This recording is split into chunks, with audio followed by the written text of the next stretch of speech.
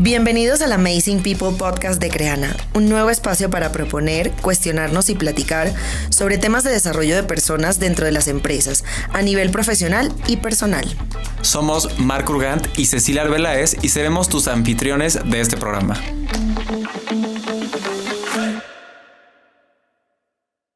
Alejandro, pues muchas gracias por estar aquí con nosotros. Bienvenido a este podcast de Amazing People de Creana. Y nada más para que la gente te conozca un poquito, voy a dar súper rápido un poco del background que tienes tú hoy en día, ¿no? Que sabemos que tienes más de 10 años en todo el área de headhunting en empresas a nivel multinacional, ¿no? Y quiero que me cuentes un poquito de esto para que te conozcan. No, pues Marc, muchas gracias por la invitación. La verdad me encanta poder estar compartiendo información y sobre todo conocimiento. Pues fíjate que yo llevo 10 años trabajando en headhunting, puramente reclutamiento de media y alta gerencia. Antes trabajé en otras industrias como tecnología, construcción y en temas de logística, pero más al lado de consultoría. Y lo interesante de todo esto es cómo uno cambia de ese mundo un poco más corporativo al mundo donde uno está viendo cómo hace la transición de carrera de las personas y cómo puedes ayudar. Y creo que esa es de las cosas más chéveres que he podido tener en mi carrera profesional y es cómo ver personas que después de 10 años que las conocí todavía siguen creciendo y todavía siguen haciendo como transición de carrera. Y también muy chévere porque algunas de las personas que conocí y entrevisté en su momento de diferentes niveles que nunca pudimos llegar, digamos que a ponerlos en una posición formal de una compañía, todavía nos hablamos y nos chateamos y pedimos consejos y me dan referidos. O sea, creo que se vuelve un tema como de networking y creo que siempre lo he dicho al final, que el tema de headhunting o el tema de reclutamiento tiene que estar en una base de networking, en una base de cómo conozco personas, cómo estoy todo el tema tocando base con las personas, porque al final esas personas terminan siendo tus propios clientes a futuro o terminan siendo tus candidatos potenciales a futuro. Entonces, es bien interesante cómo las personas cada vez que van creciendo en su carrera profesional se dan cuenta que tener un headhunter así como un abogado, como un médico es prioritario, ¿sabes? Totalmente. Porque te da mucha información. Y creo que no mucha gente lo tiene, ¿no? O sea, es como raro que la gente realmente lo ponga como una prioridad al momento que está ya haciendo un trabajo actualmente o está buscando un trabajo también, ¿no? Total. Lo que pasa es que creo que falta un poco de conocimiento. Cada vez es mucho más. Lo hablamos hace un rato también y en México hay más de 150 headhunters registrados, consultoras pequeñas, grandes, de todos los colores y todos los sabores y ofertas de valor.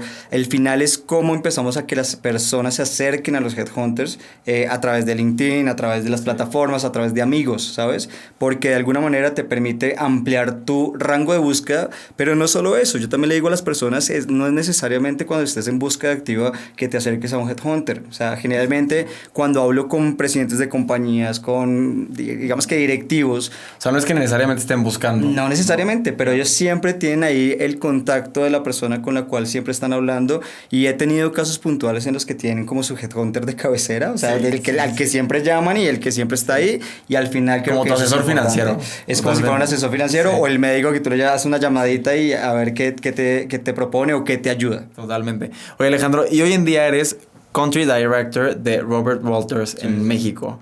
¿Y qué tal ha sido toda esta parte de entrar en el mercado mexicano? Mira, yo llevo en México 3 años, yo llegué con otra compañía también espectacular, una compañía suiza, pero al final creo que Robert Walters tiene algo muy particular que va muy en camino con mi ADN y es que está enfocado en el candidato. O sea, todas las compañías en las que he trabajado están un enfoque en el candidato o en la persona per se, pero al final esta compañía es todavía más, se vive todavía más. Entonces creo que ha sido un proceso interesantísimo y yo creo que el mercado mexicano es muy noble, ¿sabes? O sea, es un mercado donde hay muchas compañías, hay muchas vacantes y desde Q3 del año pasado realmente México ha venido creciendo de una manera supremamente importante. Hemos hablado con clientes en los cuales dicen como, oiga, estoy reventado de vacantes mucho más antes de pandemia. Sí. Entonces es un mercado yo creo que muy interesante, la cercanía con Estados Unidos, los giros que tienen aquí actualmente, o sea, tienen una cantidad de cosas que creo que es la fórmula perfecta para que una compañía como Robert Walters venga creciendo como venimos creciendo. Cuando llegué yo aquí a esta compañía éramos 5, ahora somos 30 personas, pero se ha hecho orgánicamente y se ha hecho, digamos que de la mejor manera. Sí, ha crecido a la par que va con el mercado. Sí, con el mercado y al final es como todo en la vida, yo creo que cuando hablamos de Amazing People, al final es de quienes te rodean. ¿sabes? Totalmente. Y eso ha hecho que afortunadamente la compañía haya crecido no solo por las personas que tenemos, que son espectaculares, sino también la calidad humana que tenemos frente a los clientes. Entonces, en un mercado tan competido de reclutamiento, hablando puntualmente de esto, la diferenciación es muchas veces básica, pero el tema de calidad y cercanía con los candidatos hacen una diferencia completa. Increíble. Sí. Oye, y antes de ya adentrarnos por completo a todo el tema de reclutamiento, que justo algo que me gustaría dejar para que lo platiquemos en unos minutos es el tema de México, que tú decías, ¿no? Y es algo que yo creo que, más allá, claro, que está creciendo en tema de reclutamiento y las empresas cada vez necesitan más gente, es también que muchas empresas se están estableciendo también en México, se han mudado, ¿no? Pero lo platicamos ahorita. Antes de pasar a esa parte, una cosa importante que hacemos en este podcast y que nos encanta es conocer más a la persona que está aquí como invitado, ¿no? Entonces, la primera pregunta que tenemos, que queremos que nos compartas, es un random fact que tengas. Algo que quieras compartir con la gente que nos está escuchando. Chévere. La verdad es que tengo 2 gatos que adopté hace 1 año y 10 meses, más o menos. Okay. Siempre había querido gatos. Mi familia era más de perros. Y al final fue como un día, llegué a Facebook, habían como 8 gatitos, se iban o sea, los gaticos bebés se iban súper rápido. Y ya estaba súper lejos y me decían como no, ya van adoptando 6, quedan 2. Yo me lancé de una y me los llegué, iba por una y después vi la otra y dije como no, pues una cajita y chao. Y además que estaban 0 kilómetros, ni vacunas, ni nada, o sea que fue Fue como toda la transición de las gaticas desde cero, que no tenían ni siquiera una vacuna, a cómo llevarlas al veterinario y todo lo demás, pero así yo creo que las mejores decisiones que he podido tomar. O sea, hoy son tus hijas. Son mis hijas. Yo soy una persona más de perro, pero sí tengo muy entendido que los gatos son como mucho más independientes, ¿no? Yo creo que se confunde el tema de independencia a que ellos demuestran de una manera diferente su cariño. Sí. El perro es como más... Todo el tiempo está ahí, necesita cariño. Claro. Los gatos, por ejemplo, yo llego y las 2 gatos son como perritos. Llegan, te miran, saludan, pero ya están como en su cuento. Entonces creo que... Pero el perro también es más trabajo, ¿no? Claro. Sácalo a pasear, regresa. Sí. Ese es el tema. Sí. A ver, con los días que tenemos de trabajo, muchas veces los gatos son como más, en ese sentido, más fáciles de cuidar. Pero igual, es un amor de animales. Total, oye, gracias por compartirlo. Y otra cosa es, ya antes, ahora sí de entrar al tema, queremos conocer quién es tu amazing person hoy en día. Es una buena pregunta, la verdad. Yo siempre había pensado como en el mundo corporativo, pero creo que yo tengo, en vez de 1, 2, y son mis papás.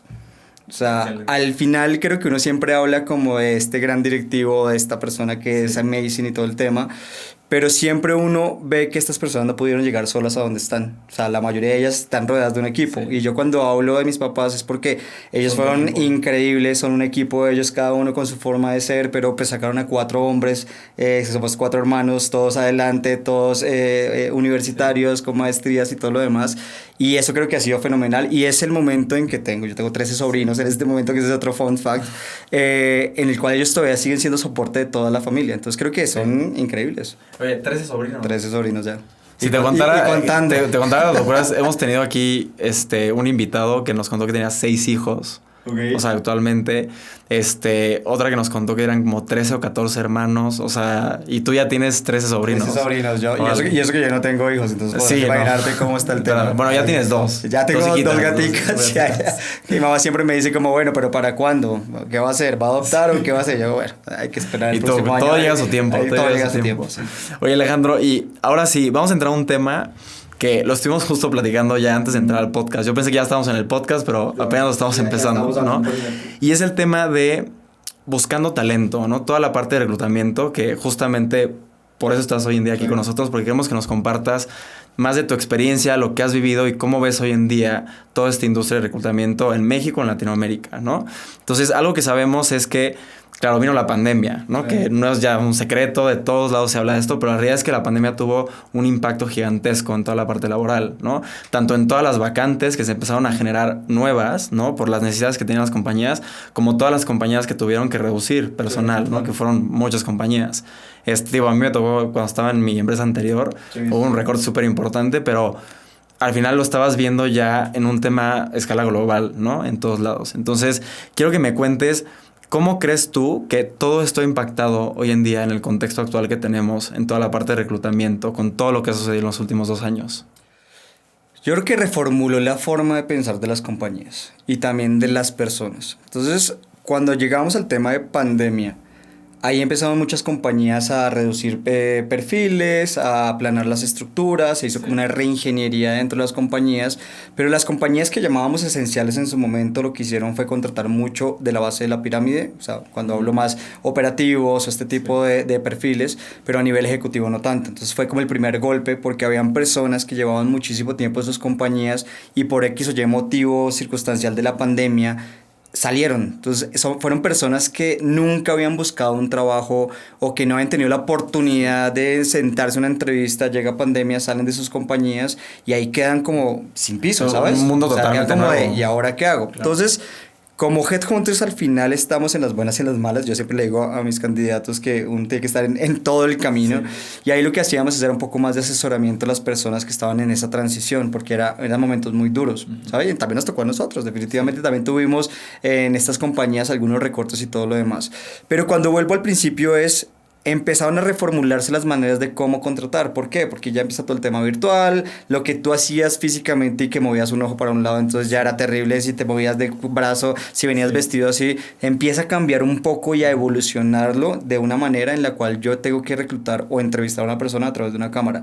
Y no creo que muchas personas estábamos tan preparadas para eso. Y muchas compañías tradicionales, pues no, habían compañías tan tradicionales que era como lo hago, ir a la planta para verlo cómo se desenvuelve. Cuando ya no podían hacer eso, pues es como yo tomo otra forma de pensar. Y también los candidatos cómo empiezan a buscar el trabajo, ¿vale? Porque antes era mucho más del voz a voz, ya empiezan todas estas plataformas tecnológicas a salir, entonces es como se empieza a acercar esa conexión entre compañía y el empleado, no me gusta decir empleado mucho, el colaborador, por decirlo de alguna manera. Entonces, cambio fundamentales y radicales en qué aptitudes estaban buscando las compañías después de esto, ¿vale? Cómo las personas buscaban su trabajo, ¿vale? Y al final creo que llegó un punto medio donde todos entendimos que no se cayó el mundo. O sea, sí hubo un golpe fuerte, pero como te decía, desde el Q3 del año pasado, por lo menos en México, en la región que es donde tengo un poco más de incidencia, empezó un boom de reclutamiento, pero impresionante. Lo que pasa es que ya estaban buscando otro tipo de perfiles. Exacto. Entonces, ¿qué buscaban? Flexibilidad, gente que se pudiera rápidamente amoldar a un cambio muy rápido de mercado, ¿vale? Llega mucho tema de startup y mucha compañía que aterriza. Entonces, hablaba con muchas compañías y Mark nos decían como, oiga, pues sí, yo empecé en Colombia, empecé en Chile, pero ¿cuál es mi mercado natural siguiente? No, pues es que México o Brasil. Pero pues por idioma, seguramente primero me voy a México, abro ahí y después empiezo a lanzarme para Brasil. Entonces... Y pasó con muchas. Y pasó con muchas compañías, realmente. De hecho, Creana empezó en Perú, ahora los headquarters es en México, ¿no? Porque se ha vuelto el mercado más importante. Y además porque es que estamos hablando de un país geográficamente muy bien posicionado, muy grande, donde tienes mucha relación con Estados Unidos, pero también con Sudamérica. Entonces permite que muchas de las compañías pudieran establecerse, pero también hubo un efecto, pues digamos que no tan bueno, y es compañías tradicionales, temas automotrices, temas de siderurgias, o sea, este tipo de compañías tuvieron un impacto tan grande que sí hubo una reducción y una rotación de personal. Muy importante. Lastimosamente también muchas compañías tomaron ese momento, o no sé si lastimosamente, pero estratégicamente, o como lo queramos llamar, para hacer también una especie de reingeniería en sus estructuras y entender también esas personas que de pronto no estaban tan adecuadas al momento de las empresas. Entonces, una mezcla de todo ahí. Totalmente. Sí. Y quiero justo hacer un paréntesis en lo que dices, porque creo que lo que pasaba mucho es que las empresas no se tomaban el tiempo para evaluar su organigrama actual, ¿no? O sea, no decían, oye, de repente reclutaban y crecían, pero creo que ninguno se sentaba a decir, a ver, o sea, sigo creciendo, ¿no? Y sigo contratando gente, pero ¿es la gente que necesito, no? ¿O realmente están todos en la posición que deberían de estar? O, no sé, el número es el correcto, están dando los resultados que necesito. No, creo que estaban mucho enfocados en crecimiento. Y como dices tú, llega la pandemia y chin, ahora sí. ¿Y ahora sí qué hago? ¿Será que sí necesito las 3,000 personas que tengo aquí? No, porque aparte de un tema de costo, que era muy importante, ¿no? O sea, cuando, oye, tenías ya menos ingresos, estaba golpeado toda la parte económica del país y de todos los países en el mundo, dices, ok, tengo que replantear mi estrategia, ¿no? ¿Hacia dónde tengo que ir? Mira, yo creo que depende, yo siempre lo hablo con mis clientes, potenciales clientes y amigos y todo lo demás. Yo creo que hay una diferencia cuando la compañía tiene recursos humanos o talento humano o capital humano, como lo queramos llamar, desde un punto de vista estratégico, ¿vale? Entonces hay una gran diferencia cuando tú tienes un área de recursos humanos completamente robusta, y cuando yo lo de robusta no es que tengan que ser un montón de personas, no, sino alguien que sea estratégico y que entienda la realidad del negocio, que sean business partners, que es lo que hacia dónde está yendo. Cuando las compañías tienen a talento humano, más a nivel táctico y operativo, es cuando empiezan a surgir este tipo de problemas. Entonces, cuando hablábamos con compañías multinacionales, sobre todo, y algunas nacionales muy grandes, que tenían esa visión de recursos humanos como estratégico, al final son compañías que sí hacían una evaluación de desempeño, hacían todo el tema del análisis de cargos, tenían un área que estaba enfocada como en los colaboradores. Las compañías que de pronto lo tenían más a nivel táctico y operativo, pues nada, llegaron y era como, ¿y ahora qué hago? O sea, no tengo ni el perfil del puesto, me toca sacar gente. Y muchas de estas compañías que ven a People como estratégico, pues realmente no sacaron gente. O sea, lo que hicieron sí de pronto fue algún tema de reducción de salarios o alguna cosa como para mantener al headcount, pero no sacaron a mucha gente. De pronto sí a los low performers, pero bueno, eso es otra discusión aparte. Totalmente. Pero al final no sacaron a tanta gente. Entonces ahí es cuando yo hago un poco como la diferenciación de qué es estratégico y qué realmente simplemente era operativo, y ahí es donde cayeron muchas compañías en decir como, uy, no tengo ingresos, ¿ahora qué hago? Pues, ¿qué es lo primero que yo recorto? Sí. Gente.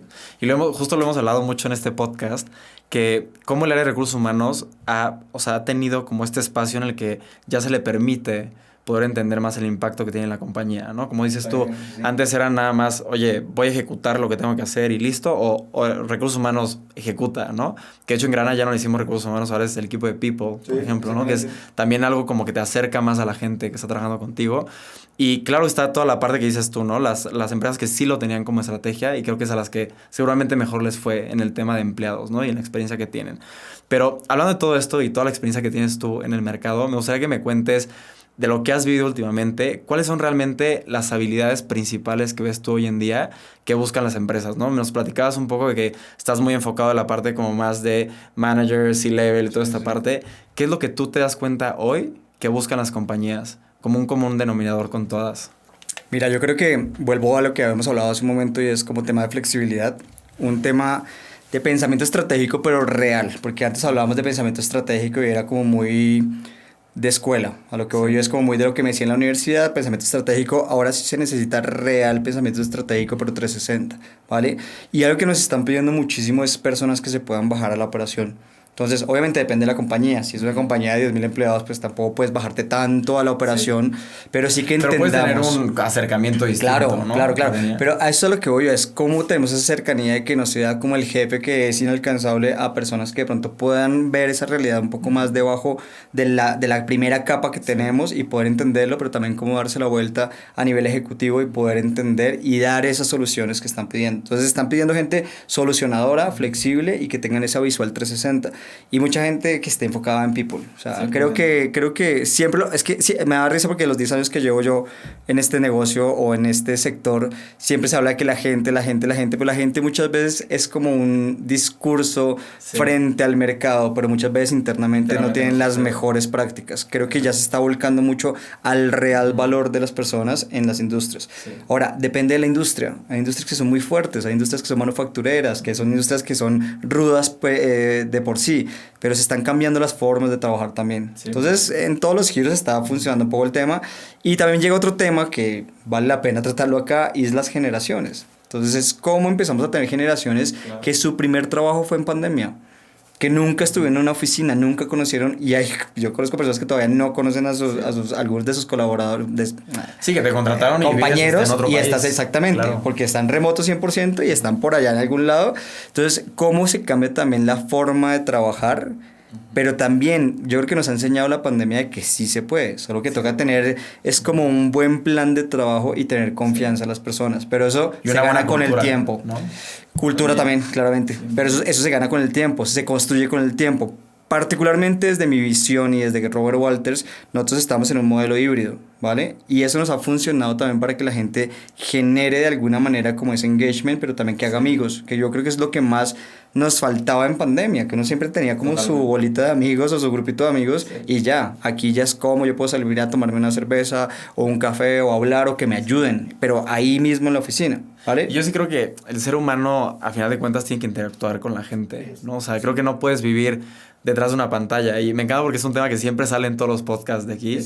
No puedes vivir detrás de una pantalla, no es la realidad. Y al final, tener este acercamiento con la gente de manera física te ayuda también a entender muchas cosas, ¿no? Y a generar como ese vínculo con los demás también. Y hablábamos con directores de talento humano y hasta hay como una especie de mito de como, eres de finanzas, pues no necesitas estar en la oficina, entonces pues puedes trabajar remoto. Claro, sí. De pronto eres de otra área, pero entonces no, ¿sabes qué? No, pues no, yo creo que, o sea, que menos tiempo en la oficina pronto sí. Pero sí tienes que tener esa cercanía. Sí, de alguna manera porque tienes te conocen, que juntar, claro. sabes, puedes expresarte, pues hay una cantidad de cosas que sí te va dando el tema. Entonces, para mí todo el resumen de lo que nos dejó la pandemia son cosas muy positivas a la hora, la verdad, porque también las personas empezaron a reajustarse a la nueva realidad y eso es parte de lo que hacemos en la compañía y es cómo hacer entender a las personas y a las compañías. Créeme que también me ha tocado compañías que son buenísimas, pero son súper cuadraditas y es sí o sí esto. Como también nosotros como consultora empezamos a ampliar un poco ese panorama. En algunas bases se puede, en otras no. Bueno. Sí.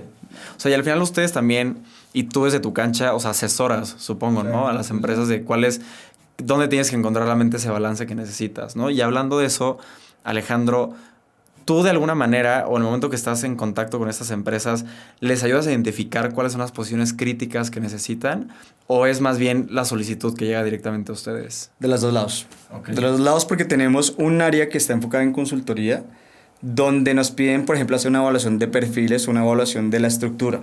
Lo hacemos más a nivel directivo realmente y gerencial, no a todo nivel de la compañía, pero también nos llegan porque tienen una necesidad, pero cuando tienen una necesidad, como consultores al final le damos como ese input de qué está pasando en el mercado, en temas salariales, en temas de perfil, en temas de aptitudes, para ir armando como el descriptivo de ese cargo ideal. Lo que pasa es que a veces las compañías, y es natural que pase eso, quieren el mejor perfil del mundo, pero de pronto no tienen todos los recursos para pagarlo, ¿vale? Entonces también de alguna manera es como hacemos esa transición con ellos para entender que sí hay gente muy buena, pero que de pronto en el momento de la compañía necesitas un perfil un poco diferente. Entonces es de los dos lados. Y pasa mucho que, bueno, no, tú me dirás, porque tú eres el experto aquí, ¿no? Pero que muchas compañías dicen, no necesito un C-level completo, no necesito VPs por todos lados, y de repente, como dices tú, puede ser que no necesites un vicepresidente ahorita, ¿no? Puede ser que la persona que necesitas es un head, por decirte, ¿no? O sea, un head, una dirección o algo, y depende mucho, como dices tú, de esa evaluación. Lo que puede pasar, tú me dirás si es cierto, es que la gente que está dentro de la compañía, o sea, el equipo de people, puede estar también un poco viciado, ¿no? O sea, de que tiene ya un vicio porque al final ve las mismas cosas todo el tiempo, ¿no? Sí. Entonces tú llegas como externo y tú puedes ver 80,000 cosas que ellos, más allá de que no es que no las quieran ver, simplemente por el vicio que tienen no se dan cuenta, ¿no? Que es lo que necesitan. Puede ser eso, Mark, pero también creo yo, y ahí hago un paréntesis también, es ¿por qué nos contratan a nosotros? ¿Sabes? La pregunta es ¿por qué contratan a un headhunter si pues tenemos unos costos asociados que muchas compañías de pronto no lo tienen ni siquiera en su presupuesto, pero es o porque no tienen un área de talento especializada para ciertos cargos, ¿sabes? O porque es una posición confidencial donde nadie se puede enterar que están buscando de pronto el reemplazo de un director, sí. O porque necesitan tener más alcance en la búsqueda. Entonces, cuando hablo de nuevo que es un área estratégica de talento humano, que tienen talent acquisition, al final son compañías que tienen un batallón de personas espectaculares reclutando, sí. Y ya se lo saben, ¿vale? Pero hay compañías que no, que tienen de pronto una persona que recluta, pero cargos de pronto más operativos o los cargos más fáciles, en teoría, porque no hay cargo sí. Fácil para buscar. Ahí es cuando entramos nosotros en la escena con unos consultores especializados que te permiten buscar un controller, que te permite buscar, no sé, un director de ventas y bueno, ahí cierro un poco el paréntesis. ¿Por qué razón? Porque ahí es donde nosotros damos el valor agregado de decirles a ellos cómo empezar a moverse sí. En la estructura. Pero toca ser clarísimo de que si ellos tienen la apertura, por eso te decía, hay compañías que tienen la apertura total de poder decirte como sabes que asesórame completamente y ve, búscame tú, ¿sabes? Hay compañías que me dicen, no, quiero el vicepresidente ABC y sí. No te me salgas de ahí. ¿Por qué? Porque así está el job description. Entonces, ahí yo lo que hago es más bien como amplío el alcance. Yo siempre hago un ejemplo con la gente con la que hablo y es, haz de cuenta que me ponen una vacante y es un universo así de pequeñito porque están pidiendo inglés 100%, una maestría. ¿Cómo como headhunter empezamos a abrir ese circulito para traer más candidatos y poder abrir ese espacio a que ellos vean de pronto otro tipo de perfiles? Exacto. Entonces, eso es un juego un poco como también de la apertura que tengan las compañías. Totalmente. Oye, te voy a hacer una pregunta aquí de lo que estabas platicando, pero ¿qué pasa cuando ustedes entran en la búsqueda de un C-level, o sea, de una empresa, ¿no? Al final, digo, yo entiendo que seguramente en la mayoría o en todas es algo muy secreto, ¿no? Puede ser muy posible. Y más cuando buscas, como dices tú, unos candidatos muy específicos, con cosas muy específicas. ¿Cómo sucede todo este proceso con ustedes? Bueno, mira, ahí arranca uno en entender la cultura de la compañía, primero que todo, después hacer un intake, que es como el levantamiento de información. Cuando estamos hablando de C-levels, uno ya está empezando a hablar con personas fuera del país, eventualmente, o con los board members, y con talento humano si está incluido dentro del proceso, ¿vale? Y ahí lo que hace uno es sentarse o con hiring manager de esa persona, con el líder directo de esa persona, con talento humano para empezar a alinear lo que están buscando, y eso se llama el perfil oculto. Porque generalmente las compañías tienen lo que se llama el job description, descriptivo del cargo, que a veces es irónico. Muy cuadradito, ¿no? No, es irónico porque es como un requisito para el sistema de calidad y ISO y todo lo demás, pero a veces nos hemos encontrado con job descriptions tan obsoletos que dicen como, no, pues te lo doy, pero pues por ahí no va la vacante. Entonces, cuando nos sentamos en el levantamiento de información con el líder, con el hiring manager, con las personas estratégicas de la vacante o a la que le va a reportar la vacante, ya empezamos a mirar tipo de perfil, cultura, empezamos a mirar qué están buscando en el momento de compañía hoy, porque no sé, cualquier cosa. Creana hoy puede estar en un momento de compañía diferente al de hace un año, ¿sabes? Y seguramente lo que están buscando como perfil en este momento puede llegar a ser diferente porque lo que están pensando ya es para el 2023, en qué retos nos vamos a enfrentar. Eso es lo que hacemos con las compañías, es sacar, yo siempre hablo como de los must, sacar esos innegociables que tienes que hacer para encontrar a esa persona, pero también yo como abro el espectro para empezar a mirar si puedo traer de otro giro, si están abiertos a otras carreras universitarias, pero siempre tratamos de sentar al jefe de la posición para entender realmente qué piensa esa persona de alguien que va a trabajar de la mano. Oye, justo te iba a preguntar, lo dijiste ahorita, o sea, el tema de empiezas a buscar a esta persona, pero te enfocas en el mismo giro, o sea, la empresa te dice como, oye, quiero X, pero no sé, me voy a inventar, ¿no? Como un Chief Sales Officer, por ejemplo. Pero se enfocan directamente al mismo giro de la empresa actual, o sea, en la que están ellos, o si tú has visto que hay mayor apertura por que entre alguien de otro tipo de industrias. Depende.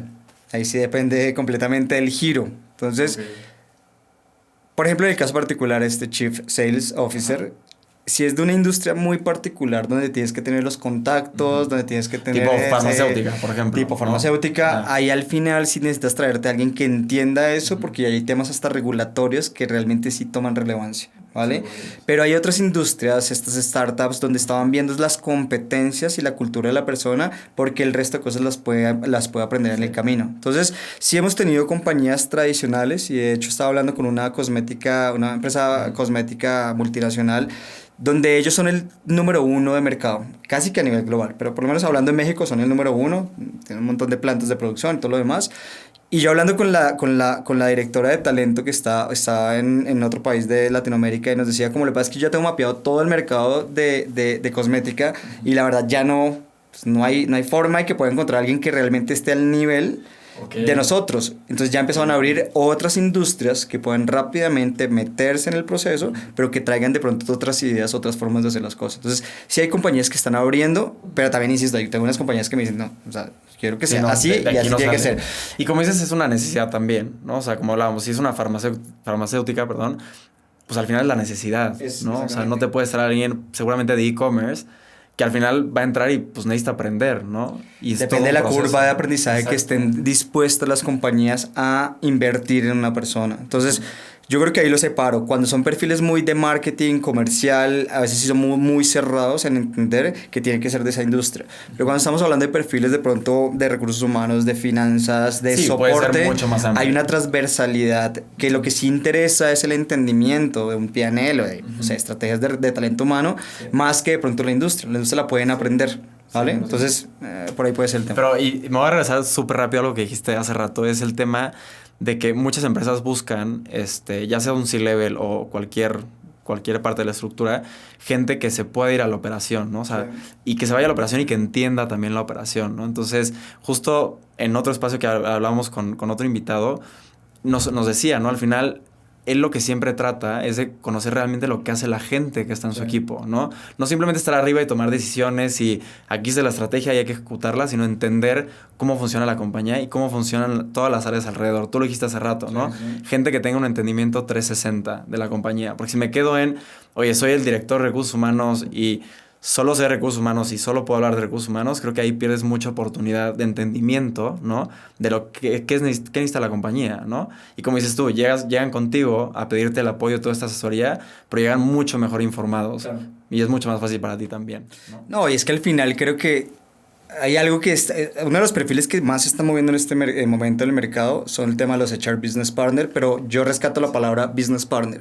¿Por qué razón? Porque todas las compañías en este momento están buscando business partner en cada una de las áreas. Entonces, antes el director de talento humano solo veía su pedacito y ya no se pasaba para ningún otro lado. Ya están pidiendo competencias de un director de talento humano, un gerente de talento humano que pueda entender hasta la parte financiera, ¿sabes? Es bien irónico porque cuando uno le pregunta a las personas de talento humano, con todo el respeto del mundo, pero uno les dice, bueno, ¿cuánto vende tu compañía?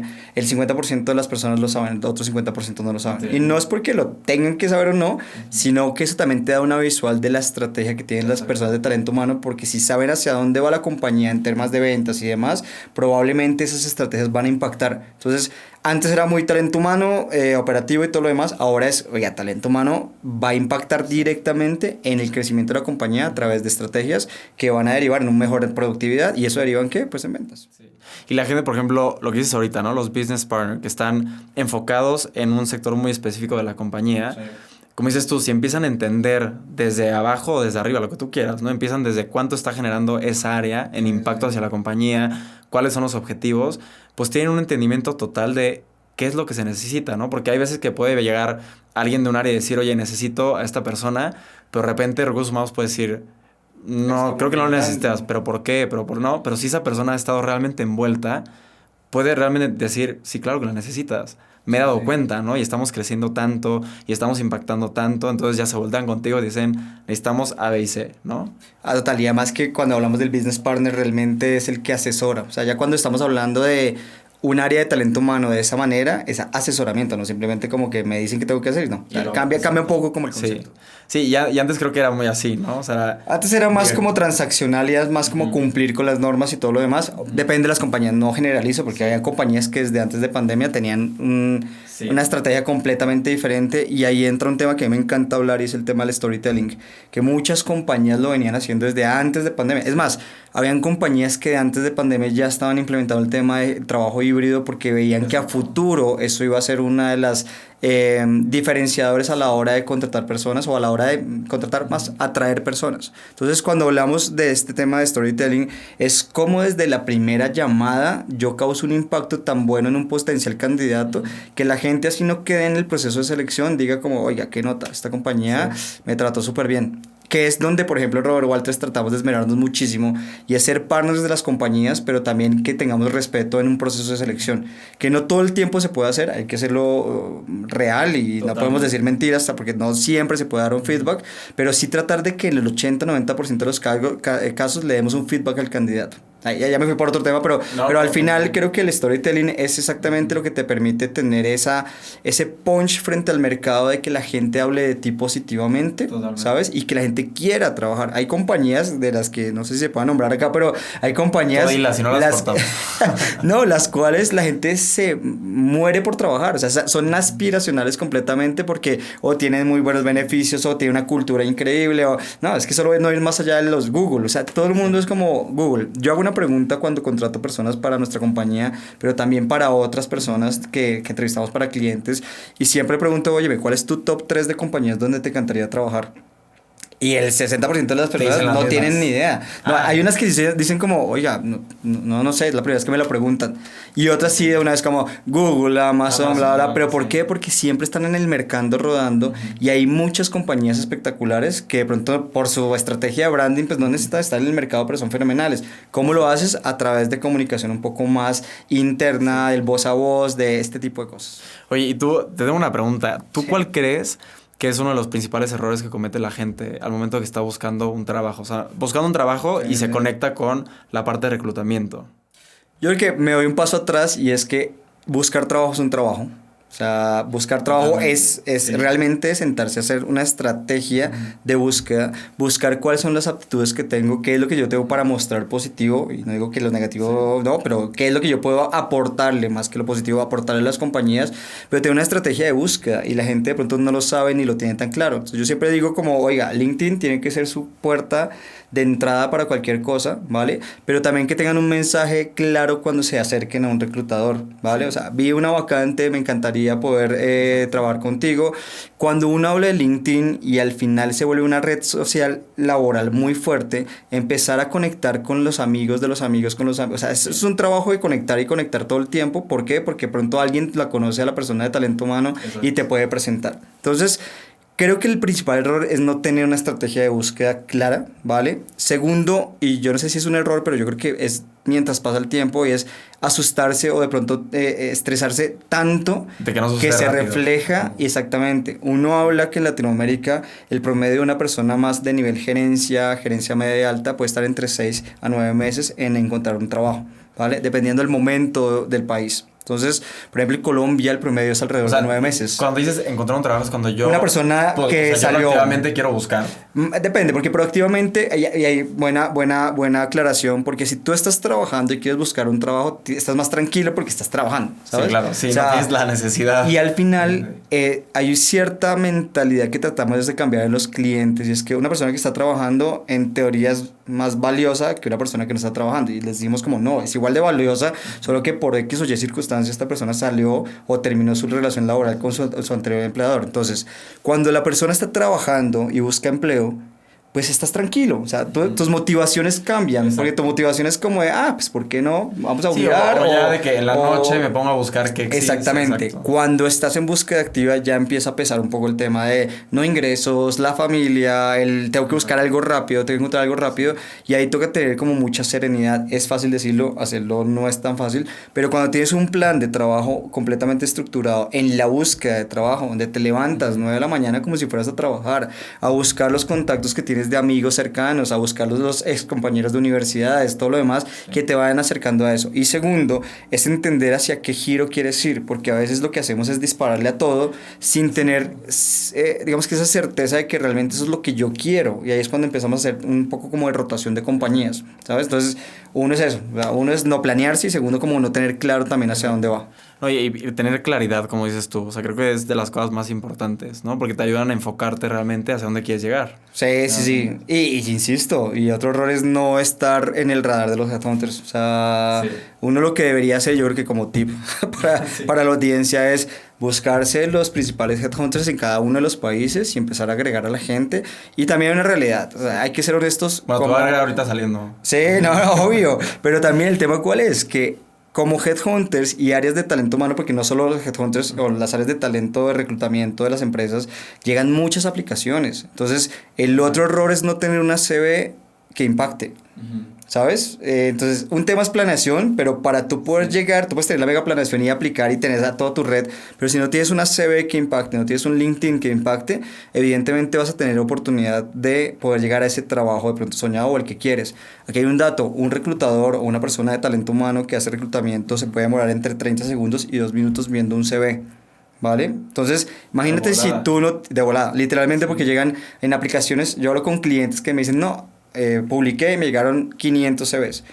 Lo que pasa es que también a veces ponemos a personas de pronto no con el expertise de la vacante puntualmente, y lo que hacen es buscar palabras claves que les están pidiendo. ¿Te acuerdas cuando hablamos de los must de la vacante?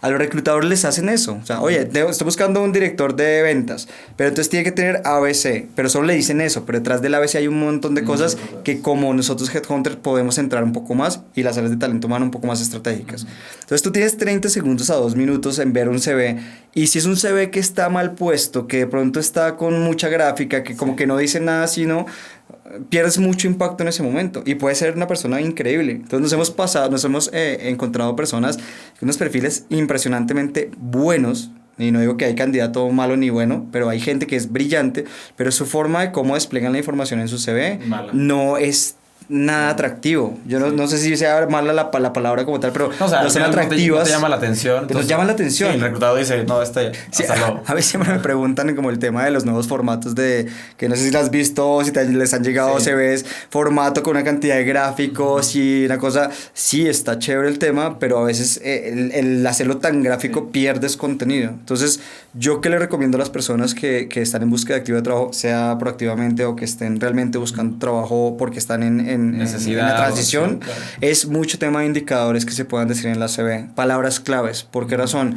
Y les pongo un ejemplo. Nosotros como talento humano, cuando estamos reclutando en LinkedIn, que es una de las herramientas más fuertes para nosotros, siempre ponemos palabras claves. Entonces, si es un gerente de ventas de retail, entonces gerente de ventas, director de ventas, retail, inglés 100%, y ahí empiezan a generarme como los booleanos donde me empiezan a salir las personas. Y de ahí, la segunda fase que hace el consultor es empezar a mirar perfil por perfil para entender si está adecuado con compañía, con giro y todo lo demás. Por lo tanto, cuando hacemos una revisión de perfiles, le recomiendo a la gente que su CV sea tan o mejor como, LinkedIn sea tan o mejor como la CV. O por lo menos que los dos tengan una consecuencia muy buena. Claro, justo te quería preguntar eso, ya casi para terminar el tema, porque tenemos una pequeña actividad antes de terminar el podcast.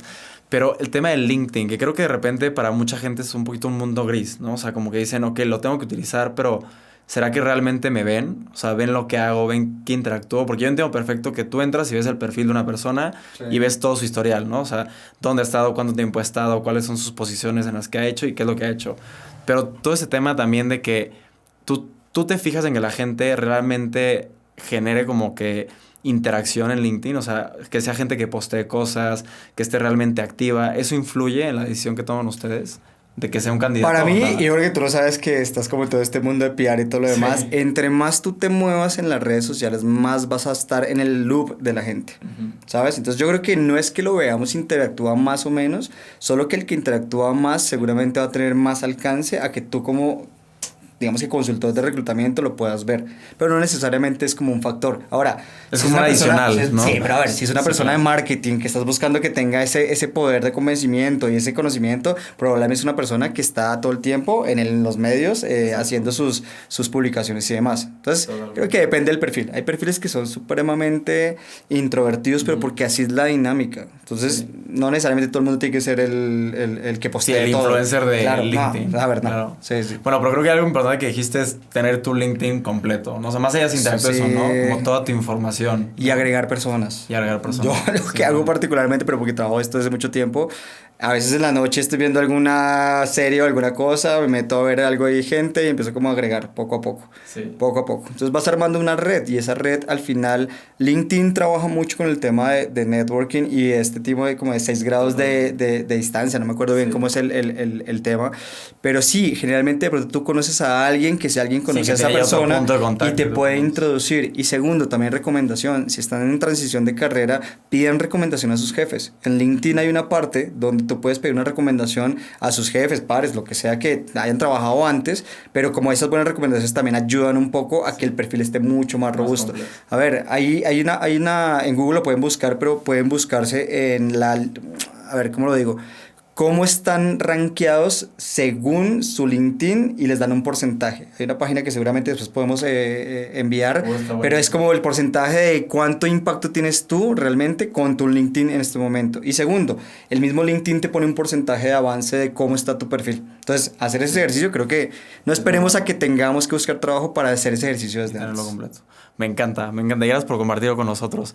Oye, Alejandro, y antes de finalizar este espacio, siempre tenemos una actividad al final, ¿no? Y nos vamos a regresar un poquito a conocerte a ti, Alejandro Paz, y no conocer a Alejandro Paz con toda su experiencia en la parte de reclutamiento, sino más de ti. Entonces, aquí tenemos 3 tarjetas y la idea es que tomes cualquiera de las 3 y nos puedas responder la pregunta que está ahí. Bueno, vámonos con esta, a ver. Ojalá no sean de estas. ¿Cuál fue tu primer trabajo y cómo lo encontraste? Mi primer trabajo fue hace un montón de tiempo, ya, sí. Bastante. Fue un trabajo que encontré aplicando también una vez en una página web, me llamaron, era un BPO, era una empresa que procesaba cheques en Colombia. sea, tú pagabas un cheque en ventanilla en un banco, ellos lo que hacían es que hacían todo el procesamiento de ese cheque, lo validaban, visaban firmas y todo lo demás, y después hacían el pago, o sea, se llama como el canje bancario. Como toda la transacción. Como toda la transacción, pero de revisión del cheque, de que sea real, de que tenga fondos y todo lo demás. Y entré en una parte de innovación donde yo, era chistoso porque yo hacía como parte medio de PR y la parte de la página web. Entonces yo mantenía actualizada la página web. Oye, siempre pasa, ¿eh? Yo siento que la gente de PR siempre termina haciendo... No sé, pero por ahí...